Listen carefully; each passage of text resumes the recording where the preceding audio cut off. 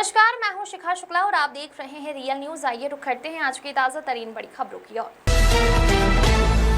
देश की सबसे पहली सरकारी चीनी मिल बाजपुरा कोऑपरेटिव शुगर फैक्ट्री लिमिटेड में करोड़ों रुपए के लोहे की चोरी के मामले ने अब सियासी तुल पकड़ लिया है। देश से पहले प्रधानमंत्री पंडित जवाहरलाल नेहरू द्वारा स्थापित इस ऐतिहासिक चीनी मिल में हुए लोहा चोरी प्रकरण को लेकर चल रहे क्रमिक अनशन के 7वें दिन उत्तराखंड के नेता प्रतिपक्ष यशपाल आर्य अनशन स्थल पर पहुंचे। उन्होंने धामी सरकार को सीधे तौर पर जिम्मेदार ठहराते हुए तीखे सवाल उठाए।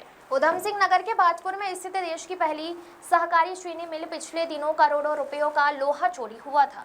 आरोप है कि मिल प्रशासन की मिलीभगत कर करोड़ों रुपए का कबाड़, मशीनरी और लोहा चोरी कर लिया गया।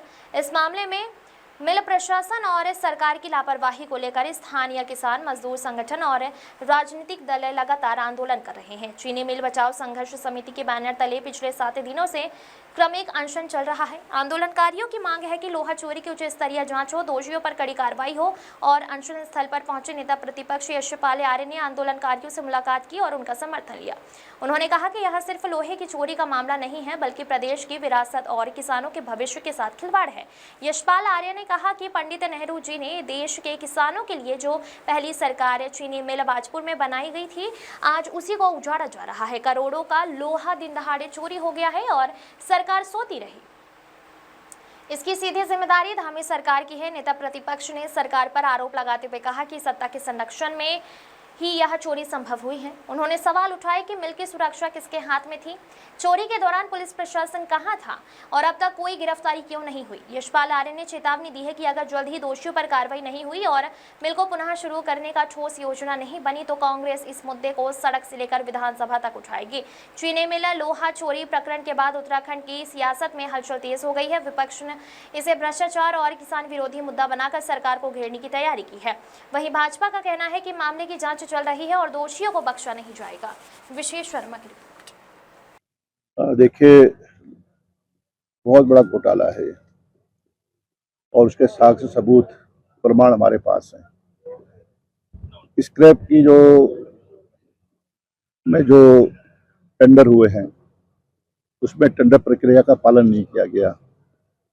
एक सरकार के चहेते ठेकेदार को के नाम पर टेंडर कर दिया गया और सरकार इसमें संलिप्त है। यहाँ का जिलाधिकारी संलिप्त है, यहाँ के जो अधिकारी हैं वो संलिप्त हैं और बिना उनकी संलिप्तता के ये काम हो ही नहीं सकता है। और हमारी मांग है कि इसकी उच्च स्तरीय जांच होनी चाहिए। हमारे प्रशासनिक अधिकारी हैं या जो हमारे की सीएम है या हमारा डीएम है, आखिरकार इसमें कोई ठोस कार्रवाई क्यों नहीं की गई है।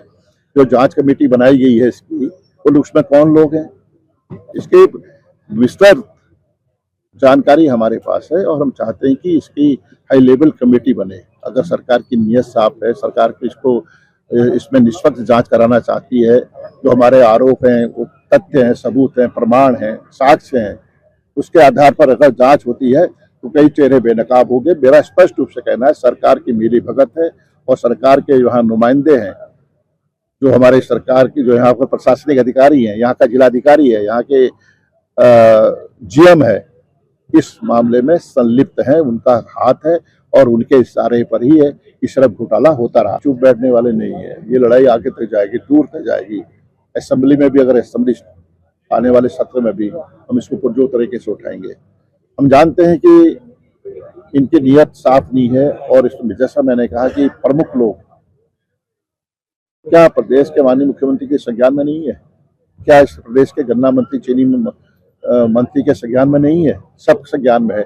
आखिरकार वो किसको बचाना चाहते हैं, क्यों बचाना चाहते हैं, क्या उनका इसमें क्या रोल है, क्या उनके खिलाफ कार्रवाई करने से क्यों हिचक है सरकार को, गन्ना मंत्री को क्यों हिचक है, क्यों कार्रवाई नहीं हो रही है। तो बड़ा मामला है।